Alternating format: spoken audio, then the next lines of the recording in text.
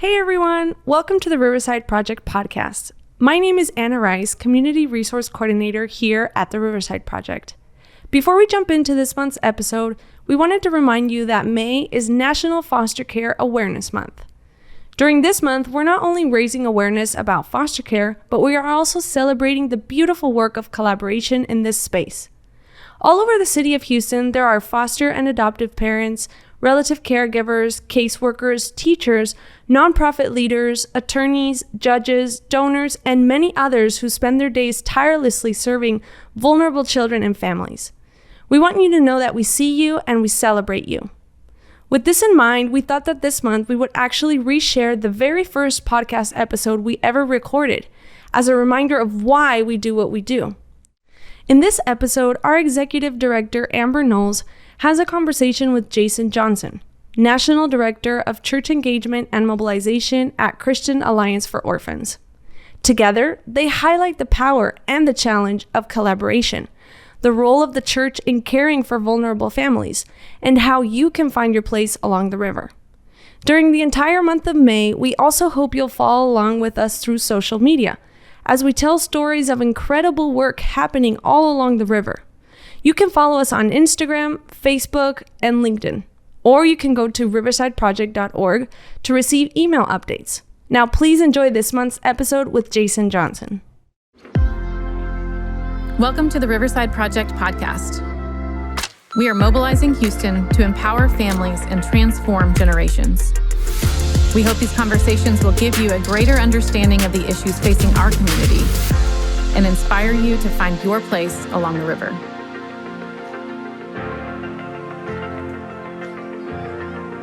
Today we have Jason Johnson joining us. Jason is a speaker, a writer, former pastor, and church planter.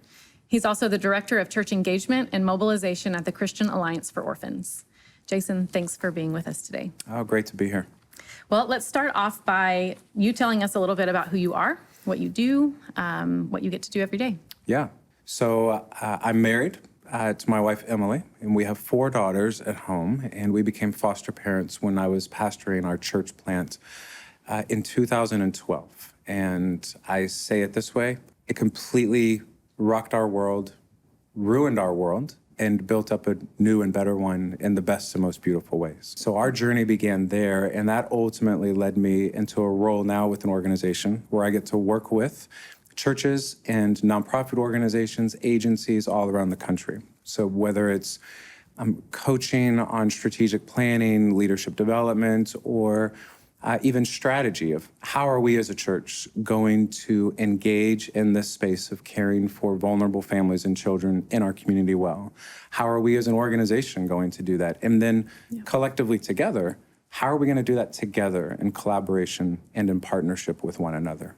One of the reasons we wanted to have you on was because you've been an instrumental role in getting the Riverside Project off the ground. But the idea of the river, the Riverside Project, really came from a parable that you mentioned in your book, Everyone Can Do Something. Mm-hmm. So tell us a little bit about why you found, or how you found that parable, and then why it was such a big piece of this whole foster care continuum. Yeah, that's such a good question. And I've actually been racking my brain recently trying to figure out where did I first come across this word picture, this parable, as you say. And frankly, I don't remember. I feel like I've seen it in a couple of different places or elements of it. I think on social media, probably the most shared meme about this online is attributed to a guy named Desmond Tutu, who many might be familiar with, and where he talks about at some point we've got to stop just pulling people out of the river, and we need to go figure out how they got in there in the first place and stop that. And so these ideas are out there in a number of different ways. There's an interesting book that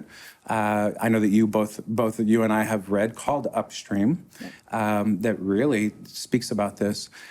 But it struck me, this word picture, this parable of 3 different people engaging in this river where they're seeing people flowing down the river, but engaging in this river in 3 very different points, but all for the same purpose. Mm-hmm. The purpose being, we want to get and keep as many people out of the water as possible. And so the first guy jumping in the middle, because there's there's people flowing by him, and there's a crisis right in front of him. And it's right and necessary for us to say, there's a problem right in front of us. Somebody needs to do something. Right. Another guy running downstream because he recognizes the further downstream they make it, the worse it's going to be. There's a waterfall, a cliff coming, and we need to prevent that. And then the third guy asking the question, well, how is all this happening in the first place? How are people getting in the water? And I want to run upstream and figure out what's happening there and see if there's something that we can do about it. And I just came across this idea and thought, if that's it, that's really it. And personally, to be honest, so much of our early journey in the foster care space was fairly isolated to this midstream perspective. And that's okay. The idea that there's kids that need homes, temporary homes, safe places to live, and somebody needs to be willing to step into the river at that point. And that was our entry point, and it was good. And then immediately we began to become aware of the fact that while we stepped into this story at a particular point, there is so much more to this story before it and after it. And I just felt like this word picture, this parable, really illustrates it well. And every time that we have talked about it, every time we've posted something, I mean, the video that we created, everyone that watches it essentially comes back and says, this is it. Yeah. This is what I see, not just in a parable picture, but this is what I see happening in our city every single day. Whether I work with an agency, or I'm a foster parent, or I work at a group home, or I work in poverty, or I work in an anti-trafficking movement, it's all there along the river, and it gives people those connection points. This is something that is not an isolated issue. Foster care, as we talk about a lot, is not an isolated problem. It's intricately connected to many different social issues. And so all of the people in foster care can do their thing, but we also have to recognize how it connects to those other things. And if we miss the connections, we never make long-term sustainable change. Yeah, I think you're absolutely right. And the number of aha moments that have happened as we've shared this word picture, you can see it in the faces of people where they think, yes, this is it. I've sensed this, I have felt this, but I haven't been able to articulate it. And we have found that this very simple word picture acts as a really helpful clarifying tool for people who then are able to say, okay, this makes sense to me. Now what do we do with it? It brings to life that idea that anyone can find a place. Yes. Right? There is room for every person in our community to find a meaningful place, not just a place, but a meaningful place where we're able to collectively step in, pull kids and families out, and really stabilize them on the side. It creates this beautiful vision for a collective effort. Absolutely. And so one of the things that I get to share everywhere I go around the country is this idea that everyone can do something in foster care. You're exactly right. What the river does is it expands that everyone can do something to the broader continuum. And we've even seen this in our own personal journey. Several years ago, my wife and I began to bring in some young moms in crisis with their little ones into our home. And one of them in particular was a 17-year-old girl and her newborn little baby. And obviously my parents saw what we were doing, appreciated what we were doing, loved what we were doing, and helped as much as they could from a distance. But it also spurred something in them. Right. And what it spurred in them was not, oh, you know what, Jason and Emily are bringing in a teenage girl in foster care and her little baby. I guess that means we should too. No, what it actually spurred in my mom in particular was, there's a young mom in crisis, and I want to look around my city in Dallas, where she lives, and find places and people that are serving young moms in crisis, and I want to go partner with what they're doing. And it was just a really beautiful picture of, here my wife and I are engaging at a particular point in the river, and then my parents, empty nester age, see what we're doing, and their application is, we're actually going to find another part of the river to engage in. And it's a really beautiful way for us to say, look, we may be doing different things, but we're all part of the same thing. And we're all working towards the same goal, to get and keep as many people out of the water as possible. And I think that speaks to that idea of going upstream, right? It's not a destination. It's just the direction that we're pointing. We can continue to foster or step in the time of crisis, and we should, and there should be people doing that. But what if we could always kind of have that mindset of what got them here, and how do we put a stop to that so that we don't end up in this situation next time? So there's that beautiful picture. And I think that this kind of points us in the direction of, if we have this river and we have this picture of what it looks like to intervene there, what it requires, if we do have this vision for hundreds of churches and nonprofits and businesses, all and passionate individuals all finding their place along the river, that requires that we work together, because then we can no longer work in silos. It's not just one organization here intervening and another person downstream intervening. If we actually know who's along the river and how we can share resources and do it collectively, then we really get to maximize our impact.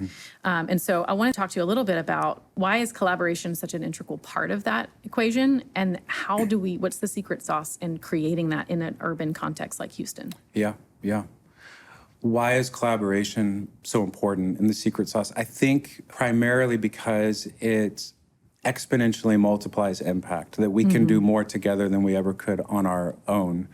That my best efforts individually might get us to a C+, but collectively, and if we were doing a group project, in high school, a science project, let's say, trust me, my best efforts in that science class would get us to a C+, maybe. But I would need someone like you to come alongside me and others within the group, because collectively our efforts could land us at an A. And I think we have a lot of organizations doing a lot of great work and excelling in a lot of wonderful, beautiful places, and they're doing some A+ work. But if we had some honest conversations, we could also say, here's where we really believe we do an A+ job, and then here's where we're doing a B or C+ job. And what if it were the case, and I believe that it is the case often, that there are other organizations and entities in our cities around us that in those areas where we might be pulling off a C or a B, they're knocking it out of the park. And for us to collectively come together, and so often in collaboration, we tend to lead with the question, what should we do together? Let's get in a room and talk about some things we can do together. And we like to suggest an alternative leading question when it comes to collaboration. Rather than what should we do together, maybe the first question should be, hey, now that we're together, what should I stop doing? What am I doing a C+ job at that you're doing an A+ job at? And maybe that frees me up from the burden of trying or feeling the need to do that. And I'm going to lean into your expertise, and we're going to collaborate together. And all that's going to do is multiply our impact, because we'll be more efficient, we'll be more coordinated, we'll be less burdened with things that maybe aren't in our specialty or aren't in the area of primary focus, and we'll be able to really be focused on those things that are most important for us to do. That requires a lot. Yes. And it's not something we see every day. Very right? easy to say, yes. So what does it require? How do we get there? I get to work with a guy who reminds me of this often. I hear him say it in different contexts, and every time I hear him say it, I think, yes, it's so true and it's so right. He says it this way. He says, organizations don't collaborate with one another. People do. So an agency and an agency, or a church and an organization, or a government office and a church, these entities don't collaborate with each other. People do. Yeah. And people represent those entities and those churches and those organizations. But people, human relationships is what forges collaboration. And at the heart of that is trust, is relational trust. And so often our organizations tend to get together. We lead with the question, what should we do with one another? We come up with a service project or an activity or an event that we'll do together, or we theorize about what it might look like if we were unified. And then just spin there. Yeah, and then we spin there, and then we're like, oh, guys, I got to get back to the office. And then we all go back to our offices, and we do our own thing. And perhaps we need to do the hard work of learning to trust each other and getting to know each other and hearing each other's stories. And so I'll give an example. Not long ago, I was in a city in another state, and we had around the table some heads of several larger, main, kind of well-known nonprofit organizations working in the foster care space. And these organizations were friendly, but they had a history of really not working together. And the crux of the conversation was, what's it going to take? What would it take for us to work together? And I just got to sit and listen and kind of help facilitate. And they spent a long time talking about what's next, what's the next steps, what's the next steps, how do we actually do this? What do we do with each other next? And someone, a very wise person, that her job in the room was she was taking notes and she was listening and really wasn't participating, just helping to take notes. She said probably the most profound, wise, simplest thing that was said the whole day. She said, you know what, guys, I actually feel like maybe the best thing that you can do next is not do anything, just spend time together. Just have lunch, and then have lunch again together, and then have coffee, and then maybe go out with your wives together. Like, just get to be friends and just build that relational trust and that equity. And there was the sense in the room that you felt where it just felt like, yeah, that feels right. We just need to get to know each other and learn to trust each other. Organizations don't collaborate, people do. People require trust. What's your motive? What's your agenda? What's your bottom line? And the more that we have clarity on I can trust all of those things in you, the more I feel like I'm able to come to the table, drop my guard a little bit, receive from you, freely give to you, and now we're in this give and receive relationship. Yeah, I think one of the key things that you mentioned was listening. I don't think in our day and age, especially if you turn on the news or whatever, it's not something that we as a society want to do, is to listen to someone else. We're just ready to speak. Or we have an idea about what people need, and so we just do it. And so there is this aspect of listening to one another that's important, and also listening to our community of like, what is the actual need here, rather than creating theories about, oh, we're just going to do this new program, or this is what the new thing is, what the data is showing today. We need sustainability. And I think we get to sustainability by listening to the community and taking a bigger picture of what's happening. And we can't do it in isolation. Oh, absolutely. We often say it this way with organizations and churches that we work with, is there's a difference between talking about the people you're going to serve and talking to the people you're going to serve. Right. And we tend to maybe err on the side of, we do a lot of talking about what we're going to do and who we're going to do it for, perhaps to the neglect of spending enough time talking to those people and listening to them and learning from them and really understanding who they are, where they are, and how we can best come alongside them. And there's a power issue at play there oftentimes, where maybe an entity, an organization, a church, unknowingly kind of swoops in and says, here's what we want to do for you. And the recipients of that in a particular community might feel like these people, this entity, is in a position of more power than I am. I'm afraid to say no to them. I'm afraid to say that's not actually what we need, because it might turn them off from ever wanting to do anything for us again. And organizations don't really realize sometimes the power that they hold in that position. And so one of the things that we want to do to help facilitate collaboration and trust is to draw that power dynamic out and say, be very aware of the tendency, unknowingly sometimes, to position yourself in a place of power and be very proactive to transfer that power. To say to the recipients of your work, to those that you're wanting to serve, hey, we want to put the power in your hands, and we want to learn from and listen to you.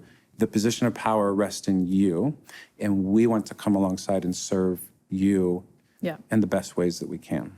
Yep. And that really, I think that's for the Riverside Project, why we want to hyper-focus in individual neighborhoods rather than in a large context like Houston, saying there's 3,000 kids in foster care.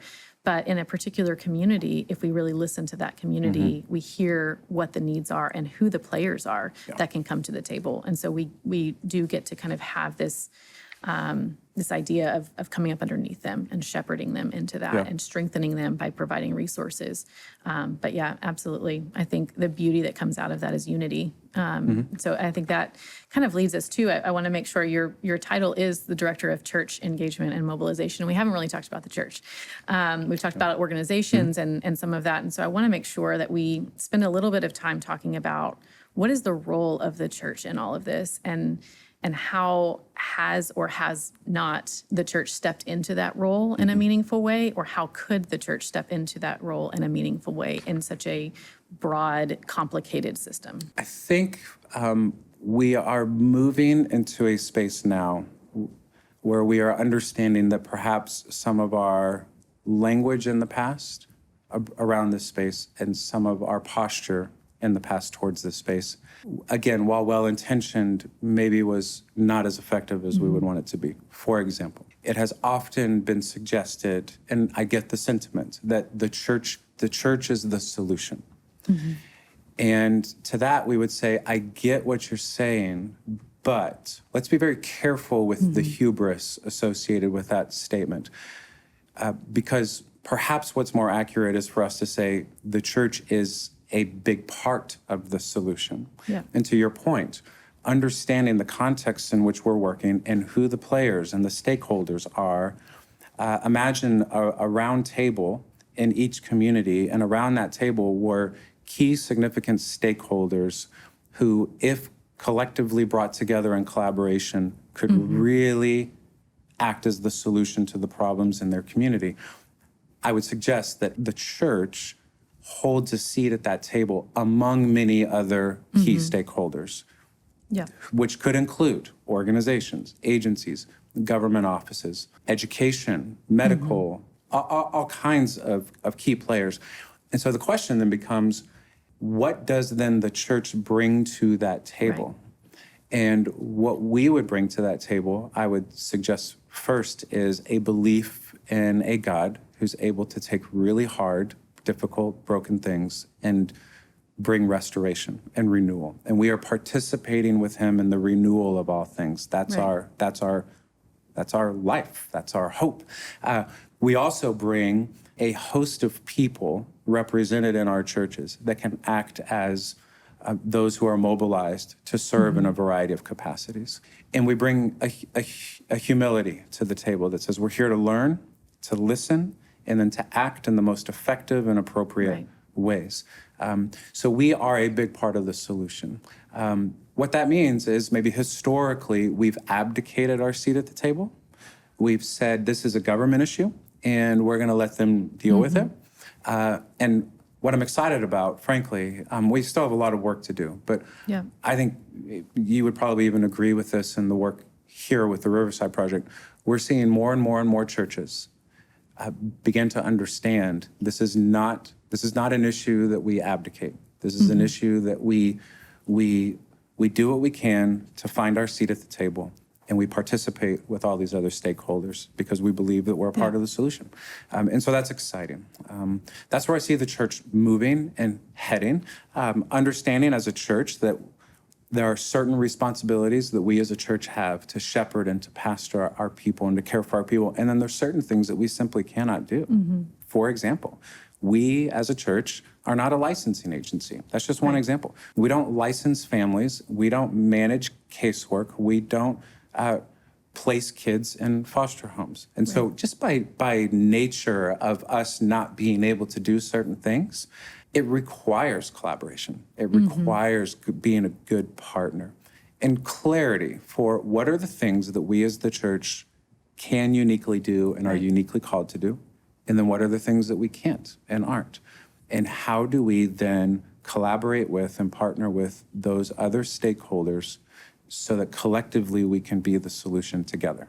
And I think going back to the idea of the river, one of the things that we talk about a lot, especially with the church, because I think sometimes there is this idea, or maybe it's just a reputation, that in order to engage the river, we can just kind of pull people out and not get in. And that is something I have seen. I'm seeing a shift in a positive way where we're able to give real handles.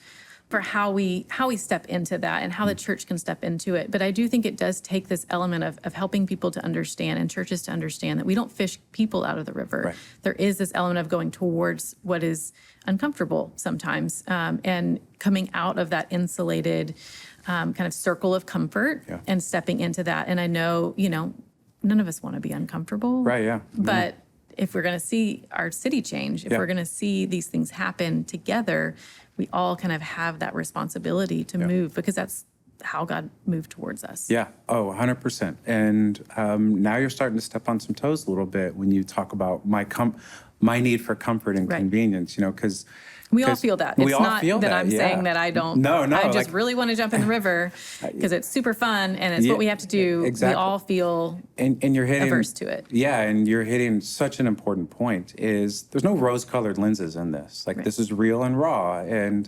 I jokingly say you're stepping on toes because that's a little bit of what it is. We have to be willing, within a church context, to call out what everyone feels. Yeah. And generally speaking, I would suggest that we live in a culture and in a society that subtly, sometimes overtly, suggests to us, hey, listen, the goal of your life is to set up as comfortable and convenient of a life as you possibly can and to avoid anything that's hard and difficult. And we go, yeah, that feels good. I like the idea of that, right? And then now what we're suggesting is actually, what if we actually became the kind of people that lived a completely flipped narrative, and we actually we saw and we moved towards these different places along the river. And one of my favorite writers, a guy named Henry Nouwen, talks about compassion and how sometimes we tend to see compassion as pity, like, oh, I feel bad for you. I'm going to throw you some breadcrumbs. And he says that's not the essence of compassion at all. He says, in fact, compassion is, and I'll try not to butcher his words, is seeking out those places where suffering is most acute and building a home there. Mm-hmm. And there's something about that statement that always resonates with me because it's this sense of permanency. Mm-hmm. It's this sense of this is more than a service project. This is more than a mission trip. This is a complete reorientation. I'm moving in and I'm staying. And this is, as you suggest, what's required in the river. It would be so lovely if we could do the hard work of helping people get out of the water without getting wet ourselves. Right. Like, that's a dream world, right? It's unfortunate that it's not the way it's not the way it is. And very quickly, I'll never forget, even on our own journey, our very first placement coming to our home, and we had a few months leading up to that where we anticipated it, we knew it was coming, and we kind of had, unknowingly, I think, this idea that, hey, we are now ready to stand on the shore and pull kids out of the river. And in that first night, our first placement is brought to us, a Wednesday night around 7:30, and this screaming little girl is placed in our arms, and you can see the exasperation on the caseworker's face who's driven across the city with the screaming girl, and realizing in that moment that everything that we thought was going to be happening in terms of us just pulling a child out into our comfortable place, it was completely flipped upside down. Yeah. And we realized very quickly that night, this is far less about us pulling a child out of a hard place into a good place, and it's far more about us being willing to be pulled into her hard place and to stay there. Yeah. And that was 10 years ago. And I don't think we've ever gotten out of there. Yep. Because there's no exit ramp. There is no. You build a home there, and as my father-in-law says about his house, you're going to bury me in the backyard. I'm not moving, right? Like, this is it. And you know very well, and so do others listening, that once you get pulled in, that's it. Yep. Yeah. And we need it. The kids in our city who are vulnerable, the families in our city who are vulnerable, they don't need, like you said, the service project, the one time, the one day, the one thing. Right. They need people. They need communities who are not going anywhere. And it's hard and it's messy. Mm-hmm. So as we get to the end of our time, I want to ask the question, if there's someone who's listening who wants to get involved in some way, maybe they're an educator, or maybe they work for an agency, or maybe they're thinking about foster care, or I can't foster, but maybe I want to support a foster family. I want to do something. I want to find my place. there's got to be a place for me along that river and I want in. What would you say to them? What are the top couple of things that you would say as kind of the first steps? Yeah, I would say find the next available opportunity you have to be in a room with other people that are asking the same questions and are exploring the same ideas. And you will be amazed. Yeah.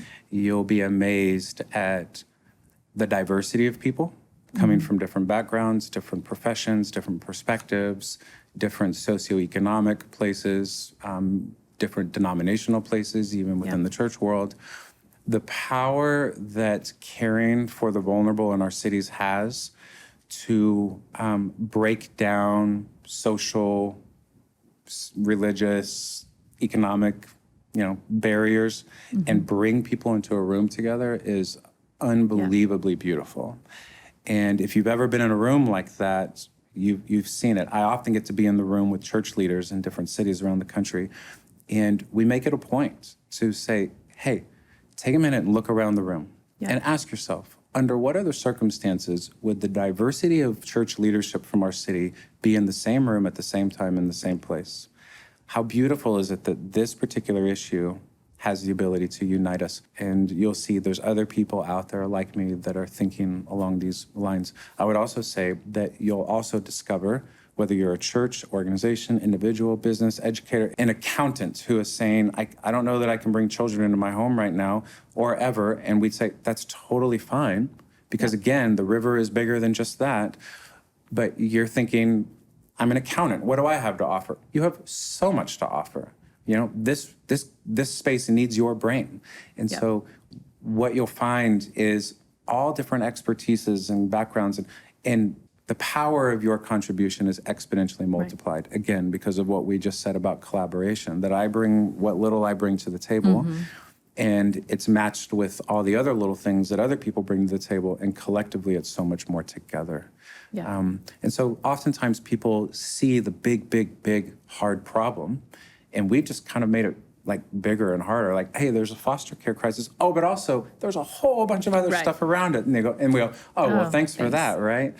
But what the Riverside Project does is it says, yeah, the problem is big, and it's probably far bigger than we could ever even quantify. But when we come together, it doesn't make the problem smaller, but it makes our contribution feel that much more significant and bigger because we're doing it together. We say as a staff, and we've said for, I guess, almost 4 years since we started, we are limited in the amount of time we have. I have 4 kids. I don't know what I'm doing here half the time.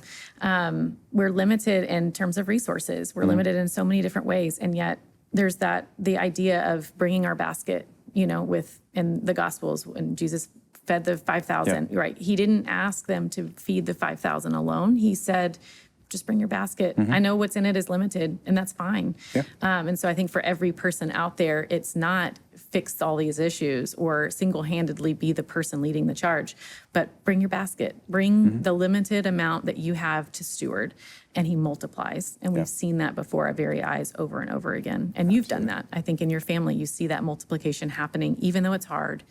Even though you're limited and you don't have what it takes, it's still worth it. So absolutely. And for us to rest in the truth of what you've just shared, that what's the expectation on me?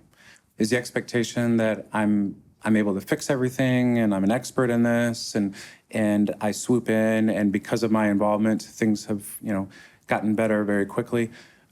Or is the expectation that I'm willing to bring what I have and offer it up, and others bring what they have and offer it up, and collectively together, somehow we're able to accomplish something that together that we otherwise would not ever have been able to do alone. And I think that's the expectation. That should be kind of a big sigh of relief.